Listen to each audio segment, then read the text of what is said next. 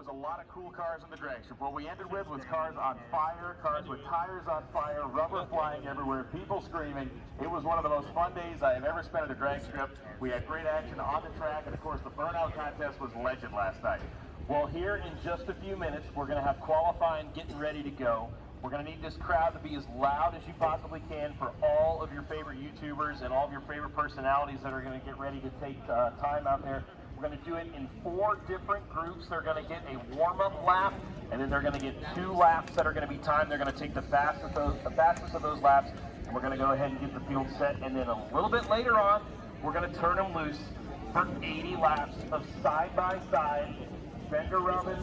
There's going to be very little rubbing. Yeah, no, they're going to be hitting each other pretty hard out there, and that's the beauty of this track is a little different layout than what we're used to back at the Freedom Factory. A little bit flatter of a track, only 12 degrees of banking here, so you are going to see some guys that are going to try to venture to find some different lines out there, but ultimately they're going to be fighting for the same piece of real estate out there, and it is going to be a knockdown, drag-out fight for 80 laps here to see who is going to take home the 2nd edition of the Indy 800 presented by Heatwave Visuals. So we are pumped up. We are just moments away. We're going to be going live on Cleetus coming up here in just a few moments. And folks, if you're out there in the crowd, you see that drone camera flying over you, get up on your feet, wave, make some noise, go loud, get crazy, because we're getting ready to go live here in just a few minutes. And I hope you guys are set and ready to go, because it has been an awesome weekend so far. We're going to wrap things up here this afternoon. Only way we know how, Cletus, he's pumped up. Won the Freedom 500 earlier this year. Can he carry that momentum over here? And most importantly, we're going to try to keep all 4 tires down on the ground this show. We don't need cars getting airborne like we did at Bristol. But hey, anything can happen. But we're looking forward to a great race here today. When I say hell yeah, you say brother. Hell yeah. Hell yeah. Hell yeah! Woo! We're tuning in on Cleetus. I'm Jake Wilson. Happy to be joined by a very busy man this week in the voice of the NHRA on Fox and FS1. Brian Lodes. Brian, great to have you here in the booth, taking in your first Cleetus and Cars event here. What a weekend we've had, and what a day it's going to be here today. We're going to have 18 crowd picks getting ready to go for 80 laps at first. We're going to set the field with 4 weeks of qualifying sessions coming up. Do you have any idea what you've gotten yourself into here today? Jake, I have watched the YouTube videos. I have done my best amount of research to try to figure out what I'm about to see here, and I'll be honest with you, I don't think they showed me anything. No. You can take your stats, throw them out the window. This is a wide open race today. Anything can happen. Last year, Brian Deegan went to victory lane, pretty dominant fashion. Yes. He was able to get the lead pretty early in this race and hold off the competition. But today, Brian got here. Whole cast of characters here today that are looking to try to take home. You heard Cletus mention in the video, big block 632 engine on the line here today for the folks at Summit, and we are just set and ready to go here as the first few cars are getting ready to roll out on the speedway. We're going to have some awesome onboard cameras. There you see Cletus himself on board. You're also going to have Brad Birdie as well as Roman Atwood. They're going to be carrying onboard cameras for you. We're going to be keeping you updated as our qualifying sessions go. We'll have a couple different variations, 5 cars in one of the sessions, 4 over in the other. Should make for a great race to see everybody starting to work their way out onto the field. Somehow Tom Bailey has already gone fast enough to be losing half of the decal on the side of the automobile. We have not begun qualifying. Well, Tom was going pretty fast there yesterday, but not quite fast enough competing against Mullen yesterday. Yeah, Tom Bailey, the very well-known star of the drag and drive world, has a 250-mile-an-hour street legal Camaro that he came out and made some 6-second runs with, but did get outrun by Cletus in the Mullet. Now, when we talk about qualifying and actual competition in this race, qualifying will be done over the course of a handful of laps. It will be an 80-lap feature, but we need to talk about tires here, tire conservation. This is only a 12-degree bag course, and these cars are, of course, not necessarily meant to go racing. So talk to me about tire wear here. Yeah, no, this is going to be crucial. That right front tire is going to be your best friend here today. You're we saw last year a handful of drivers even early on in the race having issues where that right front tire went and blew pretty early. Some drivers weren't even able to make it about 20 to 30 laps before they had some issues. What's going to end up happening is I think you're going to see drivers playing a little conservative to start to make sure that they've got enough right front tire in case we do have a late race caution. They bunch the fuel back up again. You want to make sure that you've got some fresh rubber there and that you can put down some good laps. And be sure to take your time, use that nitro or use that NOS boost whenever you can. And looks like we're already having possibly some issues with one of the Crown Vics. That looks like that was a 33. Yeah, Brent from PFI Speed looking like he's already having some issue, needing a little assistance getting around. So we may already have to pull out one of our backup cars before we even get the qualifying underway. So cloudy skies here this afternoon. Had some rain this morning. You can see the puddles in the infield, but Mother Nature did its job to dry the racetrack off. Cletus is going to go back out on because he is part of this group. First qualifying group will be Cletus. Of course, Nick Seuss from the side-by-side blog. We have Brent from PFI Speed who just pushed into the pit area, and Cooper Bogetti, as well as a quote-unquote mystery driver who now we know is Tom Bailey. Yeah, Tom Bailey went head-to-head yesterday with Cletus yesterday in Mullet. Now he gets a chance to redeem himself today around the oval, so we'll see what kind of lap Tom can look at. Cletus, we mentioned it earlier, wins the Freedom 500 earlier this year at the Freedom Factory. You know, a lot of people were, kind of dogging him a little bit about his oval driving, but he said, you know what?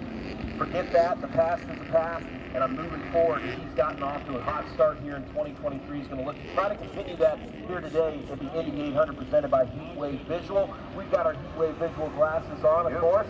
Rocking those as the field is coming by now to get ready to get their qualifying sessions underway. Cletus is going to be the first to take time. Now, everybody's going to get a warm-up lap to kind of get up to speed, get some momentum going. They're going to take just 2 time laps after that.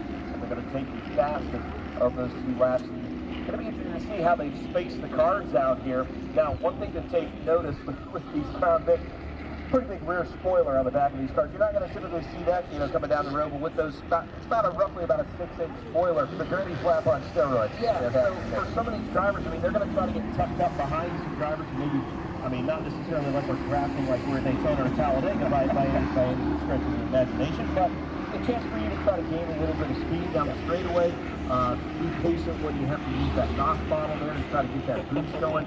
So be curious to see, and I know some drivers talked about if they got super close, wasn't a whole lot of airflow back there that might cause the change to run a little bit hotter than they originally wanted. So drivers get ready to come by here and get our qualifying session underway. Waiting to the crowd, always the showman. Yes, always the showman as Cletus comes around the corner here going through 1 and 2 again. When we talk about performance-wise, when we talk about a really fast lap on one of these cars here, we're talking about a high 20-second lap, a very high 20-second lap. And that will likely not be a sustainable pace during the race, but during the 30-second race. Freedom Factory, 3/8 of a mile, thanks to slightly more than a big gap here at down the Raceway Park Road. Drivers can have a little bit of different cars. We're not going to see them racetrack like you normally would. You're going to see them use that second or third groove. The banking here is progressive. It's listed at 12 degrees, but it's 12 degrees when you're right up against the wall. Right there in that middle groove is kind of that sweet spot where you're going to see drivers, because of the way the corners are banked here and the way that the shape of the corner is, drivers are going to take that high entry coming in.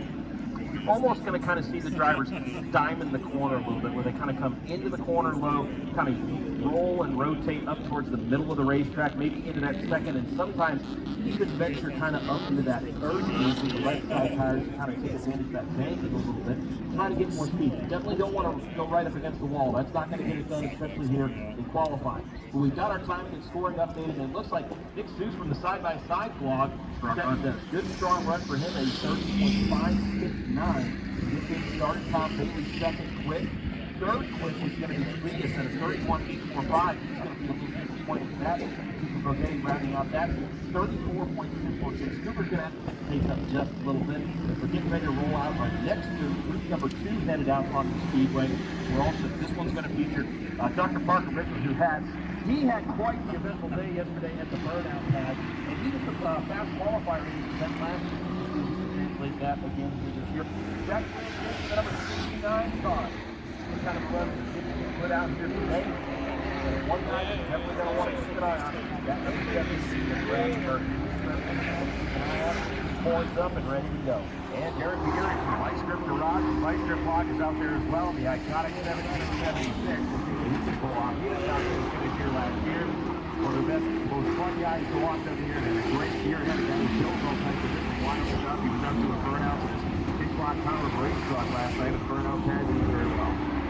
So that's driving out of the way. And right out of just like last year, right where he's picking up where he left off, Dr. Parker Mitchell to the top. He's going to hit it eventually. 946. First driver getting under that 30-second bracket, and he's even faster on that 229.946. The doctor is in the house, and he's got quick time so far.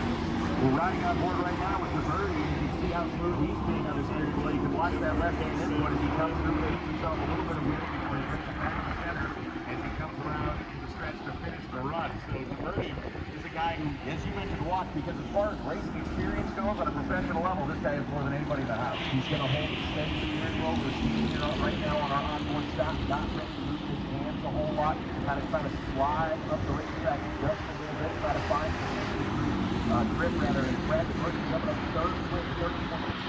So the number 7 you see is third, quick, Brad from BFI, second, quick. Him on here today. There he is in the yellow 77. And I love, listen, the Crown Vics. I know there's not a whole lot to them, but listen, if you get a good paint scheme on when that starts, do a little throwback scheme. That 113, just the heat wave again. We're loving our heat wave glasses that we got today. But I love that John Fire 113. John's really so precision. They have to go back to the big check, some green all over that stuff. Yeah, there's a whole lot of different type of green. The grease was plum on that one, rightfully so. What a great partnership that was in the history of the sport. And here we go. Ellen Short's going to lead into it here, coming around turn 4. He's going to lead into it on the straightaway. We'll find out if anybody can run down Dr. Parker. Yes, so this is a group of 5 cars here. I think we're going to have 4 cars remaining to try to knock the doctor off the top of the speed chart again. The time to beat 29.946 seconds. Only driver to get down underneath that 30-second bracket so far. Dr. Parker Mitchell. And see what this do here. I mean, there's pretty fast cars in this group. I mean, sometimes you got to be pretty disappointed. I mean, one guy right out of the gate, Chris Barlow, currently 8 quick right now on the speed chart. So he's got to be pretty disappointed with that qualifying Driver's going by, and right out of the gate, there goes Kevin. KSR. Kevin Smith Racing going up to third quick. 30.496. Justin Heatway in the 113. Also moving up to the speed chart. Quick. Zach Walker in the number 18. Nice lap time there. He goes P5 with a 30.489. See what the 113 here, Justin Heatway can do here on lap number 2. Round out these qualifying effort again. You see the drivers starting down in that lower groove and kind of working their way up towards the middle of the racetrack, using as much of that banking as they possibly can. Looks like it's a different strategy, different way to attack this racetrack than they're used to with the banking that you're going to see at Bristol, and of course the banking at the Freedom Factory as well. Look, we kind of take a look at the top 10 cars as they sit right now, and it is less than a full second, really less than half a second when we go into number 7. I mean, It is an incredibly tightly bunched group here in this top 10 so far. Yeah, boys, in the number 24, and J.H. Diesel. J.H. That's what I'm talking about. And the 88 is going to be rounding out this qualifying session. We're going to figure out who is going to set fast time here for the Indy 800 presented by Heatwave Visual. How about the job J.H. did last night at the burnout pit? Yeah. Truck, that thing is one assuming looking white pickup truck, got the puller stack through the hood, and he went out there and tore it to pieces. It was awesome. That's awesome. So a couple of drivers, we had a little bit of break in the action there. The drivers got getting a little those tires, getting those engines warmed up just a little bit, and we get some signal here to get firing off here. They better each driver just warm up. No, go ahead. Then they'll have 2 laps. That will be their time lapse. Working through turn number 3 up on the high side of the speedway, or you're not going to see, listen, drivers will venture up there. It's probably not by choice, but they are going to end up there when we have some restarts and you've got some side-by-side racing. You will have to make a pass. You're going to have to get pretty creative here. great drone shot as we again set up this kind of warm-up lap, getting tires and engines warmed up. Once again, it is Dr. Parker still leading the field, 29.946 seconds. The quick lap time of the afternoon so far. That's what they're able to do. Around working around the bottom of the race. I mean, they're flying. The final's flying off. I mean, they got to be scooting a little bit there. Maybe have to work on some final lap. There was 65 mile an hour ready flying. We're doing 75. Yeah, it's too much. Just over the edge. There's Ty Braun with the number 6 machine, working turn 3 and 4. He's got a great line right there. That's exactly what you want to do. You want to kind of stay right there in the middle of the racetrack. Don't cut it down to the inside too much. What that translates to on the speed chart, he's going to go P11 at 30.867. Diesel's going to jump up to 9th quick at 30.586. This group trying to gain some momentum here in the late going there. Kyle the Diesel boys, 13th quick at 13.322. The shot we have of the drivers coming around turn 4, it's a great shot because it gives you a good hand position look there. And what we saw the James car, when James was coming around turn 4, he had a lot of wheel in that thing, a lot less wheel than we saw. And we just had a huge jump up almost 7 positions. Ty Braun going P4, 30.225. Goes the 6 machine. That's going to jump him up into the top 5 as the field comes by. Take your checker flag. That is going to get it done, and it's going to be Dr. Parker Mitchell from Teeth and Turbos. 2 years in a row, setting fast time in the Indy 800. 29.946 seconds. Only driver to get it under that 30 seconds bracket. And Parker's going to have a little bit of bragging rights here now. He's the fastest man in town. And he is, but man, look at the log jam here. If you're watching along on the live stream, positions 2 through 8, you can see 30.121 seconds. You go all the way to position 8, and you get to 30.48 seconds. That is going to make an incredibly tight race, which is going to really be determined more on driver skill than vehicle performance at this point. Yeah.